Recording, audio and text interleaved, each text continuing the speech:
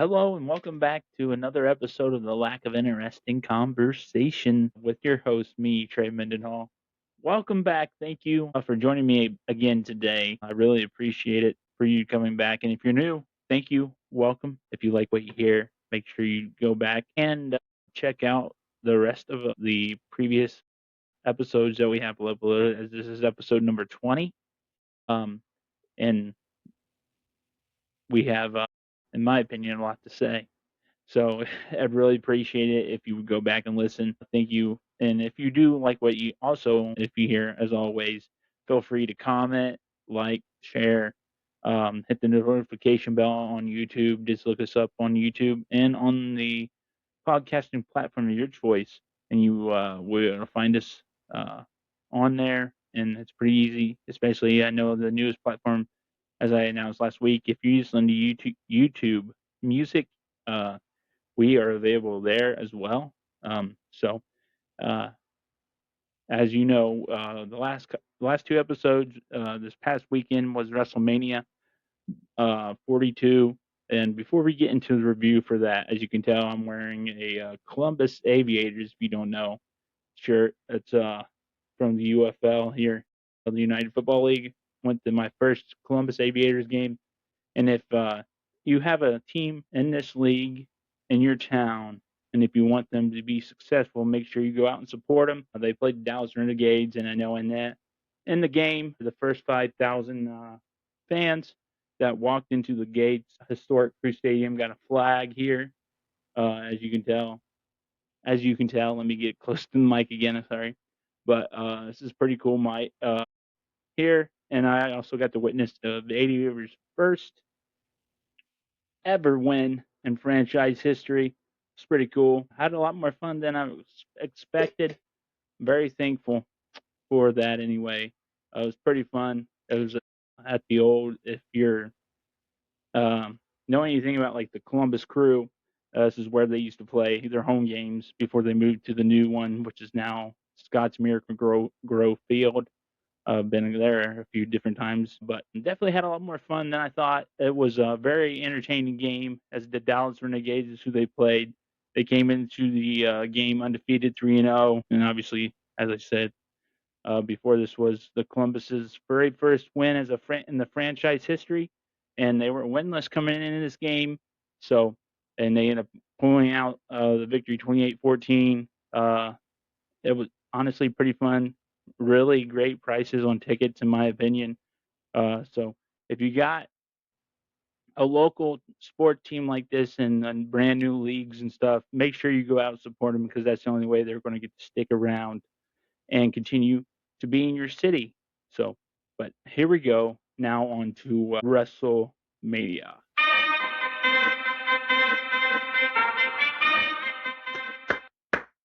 All right, WrestleMania night one here. Kickoff, obviously, the first two nights.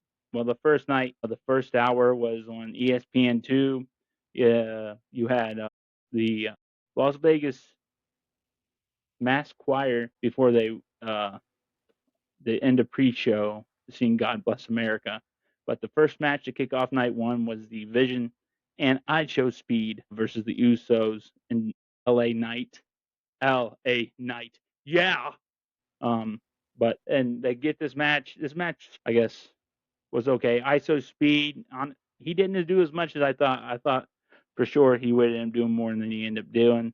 He wasn't in the match very long. I think he hit a couple moves, but took a lot. Also took a few, but to end this match, Austin Theory, I guess, LA Knight threw I Show Speed and Austin Theory, and allowed to LA Knight to hit his finisher on Austin Theory, and he picked up the victory with a 1-2-3 there. And after the match, I know Logan Paul kind of throughout the match when I Show Speed was in there, he was kind of getting frustrated with Speed. But after the match, obviously Logan Paul frustrated, took it out on I Show Speed.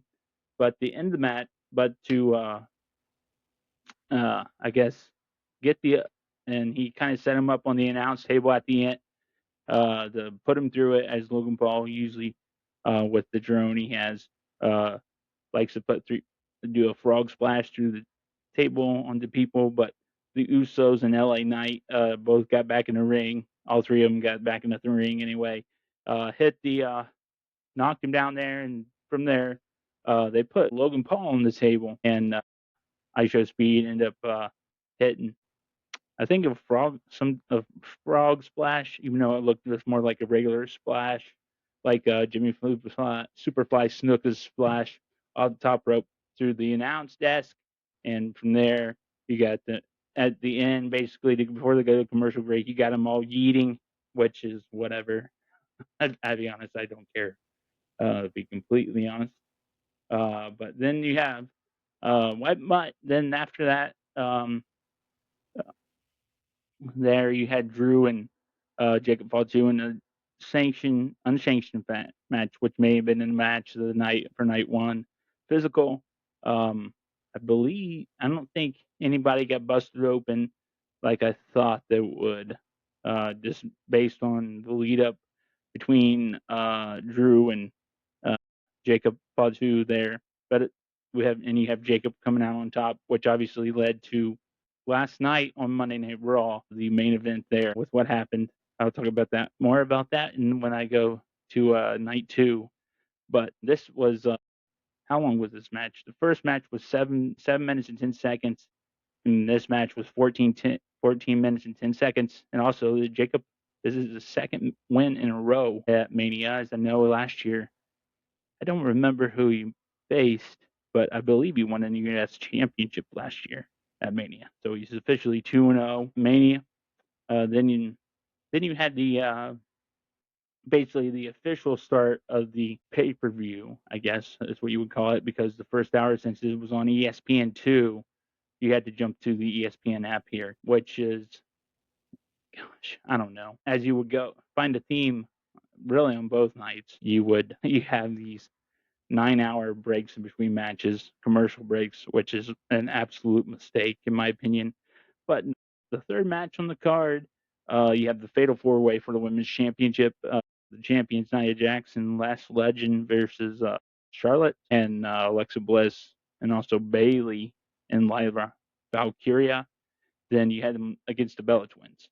But it turns out Nikki Bella, which had been a rumor leading up into Saturday, as she was actually not cleared to compete, and ended up being true because she was in a walking boot. Believe she had surgery on her ankle and was not able to rehab and heal up in time for Mania. And with that, there led to the surprise return of Paige. I guess, quote, surprise, quote unquote, even though I believe it was PW Insider. If you're on like Twitter, follow those places or the dirt sheets, like a lot of wrestling fans do, had confirmed that Paige had resigned with WWE, as she previously was with WWE. I know she was her first night in the company while on Monday Night Raw from NXT. She defeated AJ Lee for the then Divas Championship, and it's kind of fitting that on her first night back with the company, from as she was with AEW before, she come back and won another championship, which was her first WWE match in 8 years, as she had injured her neck in a house show against Sasha Banks in December of 2017, I believe. And then from there she had to medically retire, which around that time a lot of wrestlers like Daniel Bryan had to do the same thing because of his neck.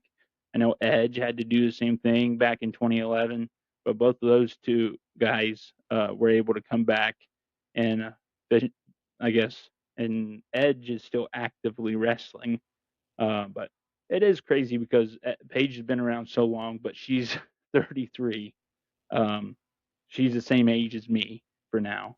But anyway, it is crazy because it feels like she's been around so long. She's a veteran. She's been wrestling for honestly majority of her life. She started wrestling when in her teens. Just to really think about that, that she's only 33 compared to, as I guess, the other women's wrestlers in this match, as they're older, and then Paige. Most of them are, and how long they've been in the business is comparable to how long Paige has been wrestling. Yet she's like much younger than them. It's pretty crazy. This match was only 8:35. I was just kind of surprised. I kind of enjoyed it. I didn't think I was going to enjoy it very much, but I ended up enjoying it a lot. But then you move on to the women's Intercontinental Championship match. Becky versus AJ was only 8 minutes 15 seconds. As you get a pattern, these matches did not have a lot of time to, uh, I guess, accomplish much. As honestly, it feels like the commercial breaks were longer in some of these matches, especially night one. And Becky ends up coming out on top here. And to be honest, towards the ending, even though I know Becky has and referee Jessica Carr have been having some sort of issues here in the past, but it honestly felt like it turned more Becky versus Jessica Carr, which could lead to a match down the road. But I mean, AJ and Becky is supposed to be a very personal feud here, and you'd figure they want to this go at each other and rip each other's hair out and tear each other apart, but that's not really what happened. But Becky came out on top here, and then Gunther versus Seth, which was well, heck, honestly, it might have been this is contender for the best match of the night. Be honest, they were both going at each other, very physical, like most of Gunther's matches is, especially with the chop.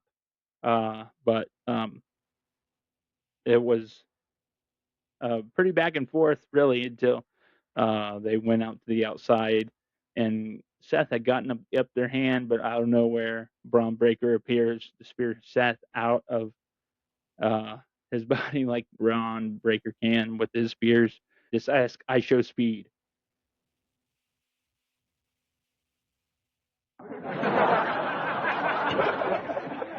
But because of that, and with that was able to give Gunther the upper hand back, and from there on, Gunther was able to choke him out.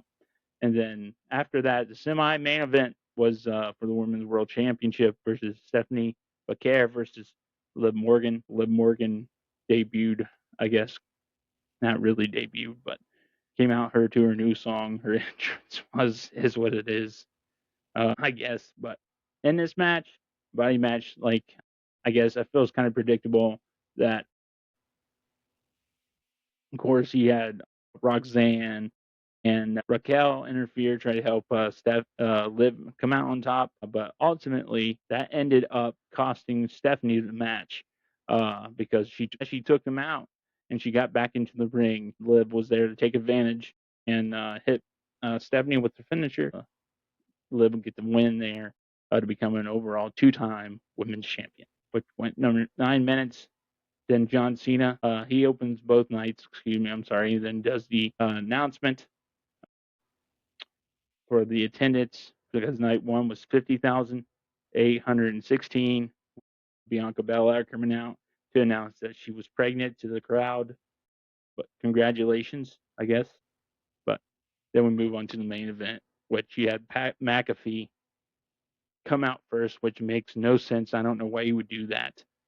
Then you have Randy Orton come out with him. Usually managers don't get their own entrances, but I guess nothing about this feud made sense. Then you had Cody come out, which was pointed out on Twitter. It was kind of like Cody's version of the Batcave because he had four of his previous attires um, set up there, like in Michael Keaton's Batcave, especially like in the Flash. He had all the different suits.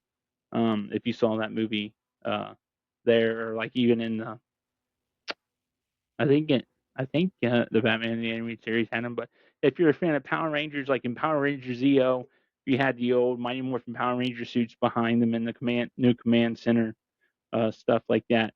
Then you had Cody come up with the all gold skull and the golden coat, which was super awesome. But then to start the match, you had Pat basically attack Cody, hit him in the head with it, and basically after that, he had Cody hit the crossroads on Pat to get his receipt, even though I would have liked Cody to punch Pat in the face and kick him in give him a nut shot like he did the Cody. That's how you get your receipt back. But in this match, then um, They go to the outside. Um, but Cody sets Pat up on the table to act like he was going to put him through. Then all of a sudden, Jelly Roll's there. Jelly Roll gives an elbow to Pat, put him through the table, stretchers Pat out. Pat, of course, gives the thumbs up like they do on the football field when a player gets stretched out. Obviously, that's um, much more. That's a bigger good. I guess that's more of a good sign for when a football player does that or anybody gets injured playing when they look like it's really hurt really bad that they're signal that they're okay. Uh, but this was the longest match of night one.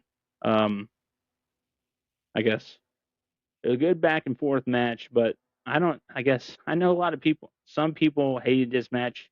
A lot of people. There's people that loved it, like Busted Open host Dave LaGreca. But Bully Ray on there said he just emotionless. I guess really that's kind of how I felt because of the story and how convoluted it was. I guess never really no reaction. There was a reaction, obviously, when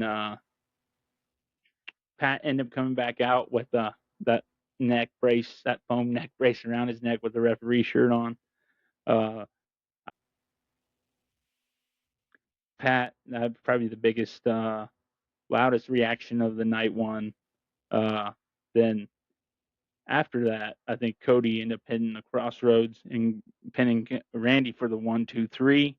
Uh, Cody kind of worked this match as a heel. He did a lot of things he normally does not do. Like he gave Randy a low blow, poked him in the eye, stuff like that. But right, I mean, both men ended up being busted open, also getting blood. But also after the match, Cody raised the title belt above his head, like this, like that. But then Randy taking it and hitting him in the head with the belt, then punning him, which also consequently gave Cody a massive black eye, as you saw last night on Monday Night Raw. His eye ended up swelling up where he couldn't see out of it. Got him pretty good. Randy did there, but overall, I guess night one was okay.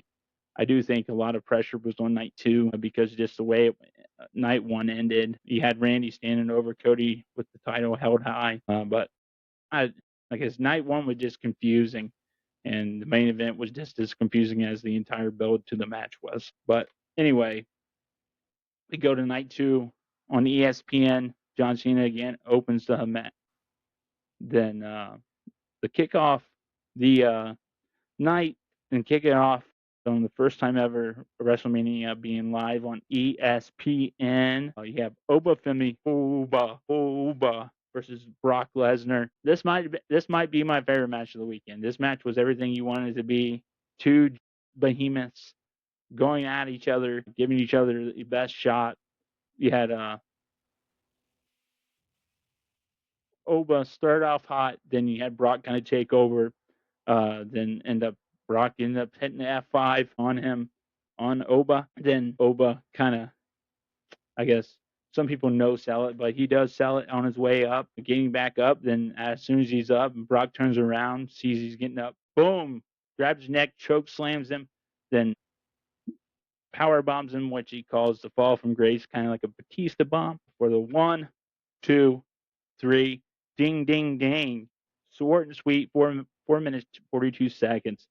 Exactly as this match honestly was perfect, but it did everything it needed to do. Got Oba the victory. Oba hot as anyone on the roster as he opened Monday Night Raw last night to say the Rua is here to stay or whatever he said like that. I forgot what he exactly said, but basically that's all he said. Mic drop. All you needed. Obviously, they got big plans for the guy. He's over massively, which is great. But after this, I think the shock of the night came with Brock taking off his gloves and his boots, leaving him in the ring, which is symbolic for wrestlers, for pro wrestlers, when they are calling it a day, retiring, they leave their boots in the middle of the ring, which Brock did. Paul physically, obviously very emotional, which is not surprising. Paul has been there since day one with Brock in the WWE's main roster, managed him since his very first day on, and as an active WWE main roster talent. Definitely thought supposedly this shocked WWE. I know there was a lot of rumors, which made sense since SummerSlam is in Minneapolis, Minnesota. It's where Brock grew up in Minnesota, went to the University of Minnesota where he became NCAA champion in wrestling. There, he figured got stars perfectly in line for Brock to go out there. But Brock calling it a day at WrestleMania, the biggest stage of them all, the grandest stage of them all, the granddaddy of them all. And obviously, they WWE already capitalized on WWE Shop releasing Brock retirement merch, and not a surprise. Then at the end, the night on ESPN, you had the Intercontinental Championship ladder match. You had Penta, the champion, Rey Mysterio, and Javon Evans, the only three to get entrances because of stinking commercial breaks. Crazy. So Rusev, Dragon Lee, and JD McDonough, they did not get their entrances, but all six guys killed it here. Especially, I felt like the MVP was Rusev. I thought Rusev had a great showing. JD McDonough too. He ended up getting uh, taken out by Penta doing a Mexican destroyer on to a ladder, but also Ray Rusev, he did great, honestly. For a guy not on TV very much, I thought he did great. He had a great showing. I think his showing Sunday ended up helping him being put on TV Monday last night on Raw. But I mean, they all did great. Car crash, obviously. Javon Evans doing the OG kata, like a jumping from one turnbuckle all the way to the ladder to give Rusev that OG cutter, which is just the things that guy can do were insane. He was kind of like, oh my goodness, that during his entrance, like this crowd is crazy wrestling, and what ended up being the total attendance. I will give it to you early as John Cena announced just before the main event. Night two had 55,255 people for a total of 106,072 people overall for both nights. Not bad. A lot better than what originally thought. But then, let's see here. And then at the end, going off on a high note, you got Penta retaining. Javon Evans came close, but Penta ended up retaining, which in my opinion is the right idea.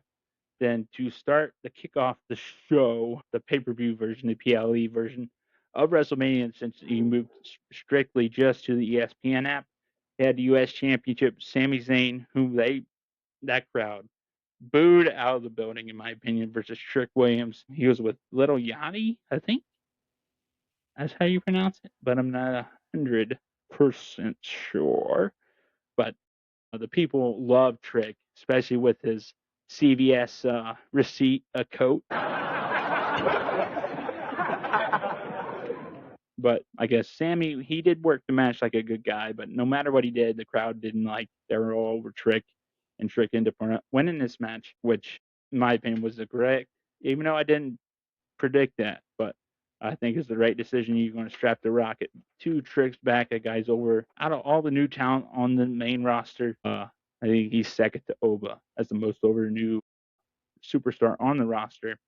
Then you had Dirty Dom coming out with on a throne, like he calls himself the king of the luchadors, versus the demon Finn Balor with the whole demon entrance, which everybody kind of always said that entrance is made for WrestleMania, even though Finn does not care for that demon when he's going to do the demon persona, where it to be announced beforehand, as it probably would have got a pretty huge reaction if that was not announced. A pretty good back and forth match, as this match was ended up being a street fight, turned into a street fight due to Dom's complaining that he was facing the demon during the pre-show. And you had Finn winning, obviously, which is, in my opinion, the correct decision. A pretty good back and forth match. Then the semi-main was Jade versus Rhea for the WWE women's championship, which in my opinion was Jade's best match she's had since she started wrestling. Rhea definitely got that out of her. Of course, you had BFAB and Michin trying to interfere and help their girl Jade win the match, which brought out Io Sky, who a lot of people were upset that she didn't have a match on the card. She is one of the best women on the roster, so I totally get that. Despite that, all that help that Jade they tried to give Jade, that was not enough to help her overcome the Rhea, and Rhea ends up pinning her, becoming a four-time women's champion. This is, in my opinion, the best women's match on the entire card all weekend. Uh, then, before the semi-main, when Cena was announcing the attendance and the overall attendance, you have Danhausen come out with Miz, and Kit Wilson had a little fun segment there with Danhausen. He's pretty over. He's come a long way since debuting at the Elimination Chamber, which didn't went over like a fart in church, I guess you could say. Personally, Danhausen, he's pretty fun. Everybody, you get it. He's not super serious, but he's definitely a fun character and gives levity to the entire crowd with being serious all the time. Then you had the main event of the evening, the Tribal Chief Roman Reigns versus CM Punk, which was the match of the weekend by far. The longest match of the weekend. They went 35 minutes, I believe, 33 minutes, almost 34. By far the match of the weekend. Roman coming out back to his original bloodline, head of the table's theme song, had pictures of High Chief Peter Maivia, which is Rock's dad, if you didn't know. Roman and The Rock are cousins, I guess cousins, quote unquote. They're not really actually blood cousins. You had Yokozuna, you had Umaga, which you were not able to see in that tight squared shot because Umaga, I didn't even know Umaga was up there until they panned out. You could see the entrance, the Titantron on the faraway shot. You had Afa Sika, the Wild Samoans, which is uh, Roman's uncle and his father up there.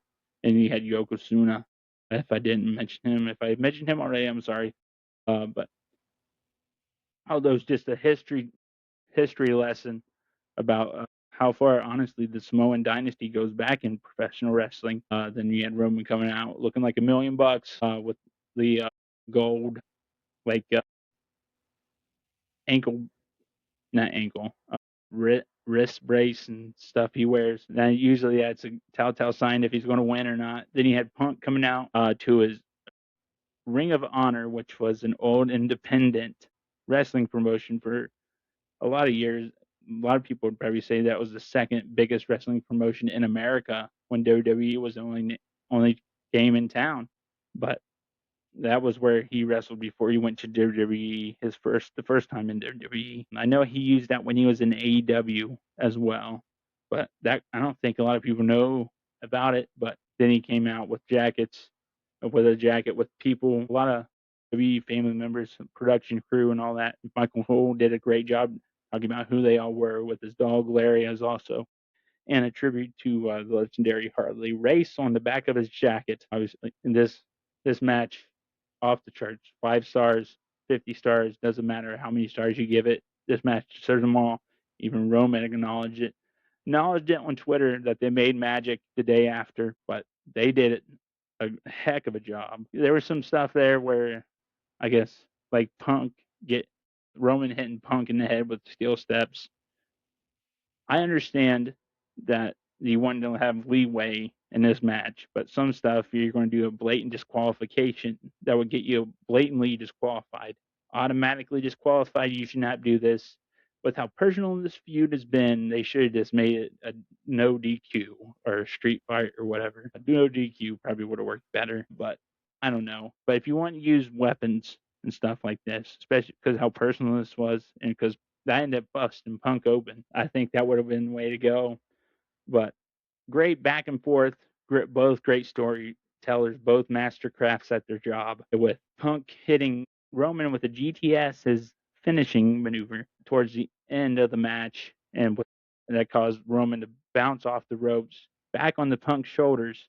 After a grueling match, Punk lifts him up They give him a second one, but end up being too much, and Punk collapses with Roman, which allows Roman to kind of recover, hit the spear for the 1, 2, 3, and your tribal chief is back on top as the WWE World Heavyweight Champion. Uh, as you can tell, my overall record, my predictions, I did a lot better night 2 than I did night 1. But with night 2 ending on such a high note, I definitely think it helped going into Monday Night Raw, unlike last year, with how awful the Cena Cody WrestleMania main event was, and with the whole Travis Scott thing. I definitely think they definitely ended on a much higher note this go round. But with that being said, out of both nights, night 1 and night 2, I think night 2 was far superior, a far better matchup. So anyway, that's my review of WrestleMania. If you didn't like it, I guess you can tell me I was bad. If I need to go more in depth, it's up to you. I don't know. But anyway, I want to thank you for joining me again and listening to me review this WrestleMania. Going forward, I'll probably do a little bit more wrestling stuff, maybe like get my top 4 Mount Rushmore of my favorite wrestlers, not who I think are the greatest wrestlers of all time, but my favorite wrestlers. I think that'd be a good idea. But also, Thursday is the NFL draft. So next week, we will probably be deep diving into that, especially with the Cowboys. That's my favorite team. Maybe I might have a guest on, talk about their favorite teams, see what their thoughts were about their team's drafts. But also, remember, we're in the start of the Stanley Cup playoffs. So as I said before, on ESPN, like we did with the March Madness, you can also fill out a bracket. I don't know if you still can or not, but if you have, please join us. The Lack of Interesting Conversation group on there. Join that group. As of right now, it's just me, but I'd like you to join in, see who can come out on top at the end of the playoff. I know last night my Dallas Stars ended up tying a while back up, so that's great. I know tomorrow they have another game. Since this is coming out on Wednesday, Wednesday is my birthday actually. So, but anyway, if there's one thing, if this is the last podcast I ever do, if there's one thing I can tell you since it's my birthday, I would just ask you to open your heart to Jesus. Search. Um, if you feel that tug on your heart of Jesus, hey, I need. Uh, just listen to it. He's right there on the door of your heart, knocking and asking you to let him in, as he says in Revelation 3:20, that if anyone that would open the door and allow him in, he will dine with you, and you will dine with him. He loves you. He cares about you. And if that wasn't true, he would not have went to the cross, which has obviously made the way for us to be free. So I will catch you next time on the Lack of Interesting Conversation.